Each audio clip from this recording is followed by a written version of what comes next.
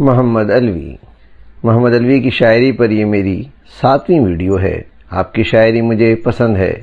آپ کی شاعری ہلکے پھلکے انداز میں سادہ ضرور لگتی ہے مگر گہرے فکری احساس کو پیش کرتی ہے۔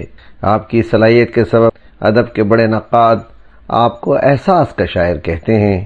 عظیم نقاد گوپی چند کہتے ہیں کہ علوی عام سادہ بیان کا رخ احساس کے دوسرے پن یا معمول کے معنی سے ہٹا کر انجانے معنی کی طرف موڑ دیتے ہیں۔ یہی آپ کی شاعری کی بہت سی خوبیوں کے ساتھ شاید وہ خوبی ہے جو آپ کو اس پہلو سے منفرد شاعر کہلانے کا حق دیتی ہے۔ یہاں میں نے تلاش نظم کو پیش کرنے کا قصد کیا ہے جو بظاہر کچھ ایسی ہی نظم ہے جس میں سادہ عام بیان ہے، لیکن ذرا غور کریں تو ہمیں انجانے راستے پر ڈال کر ہمارے اندر نئی تحریک پیدا کرتی ہے۔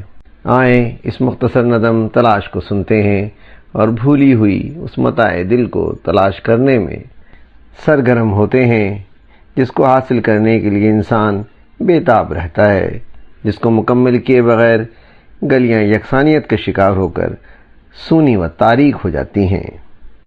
نظم تلاش۔ ایک آنکھ تھی آدھے لب تھے، ایک آنکھ تھی آدھے لب تھے، اور ایک چوٹی لمبی سی، اور ایک چوٹی لمبی سی۔ ایک کان میں چمک رہی تھی، ایک کان میں چمک رہی تھی، چاند سی بالی پڑی ہوئی، چاند سی بالی پڑی ہوئی۔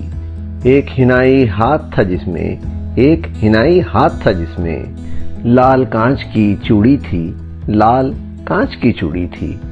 ایک گلی میں دروازے سے، ایک گلی میں دروازے سے جھانک رہی تھی ایک لڑکی، جھانک رہی تھی ایک لڑکی۔ جانے کون گلی تھی اب میں، جانے کون گلی تھی اب میں، چھان رہا ہوں گلی گلی، چھان رہا ہوں گلی گلی۔ ایک آنکھ تھی آدھے لب تھے، ایک آنکھ تھی آدھے لب تھے۔ شاعر محمد علوی، آواز و بیان سراج الدین۔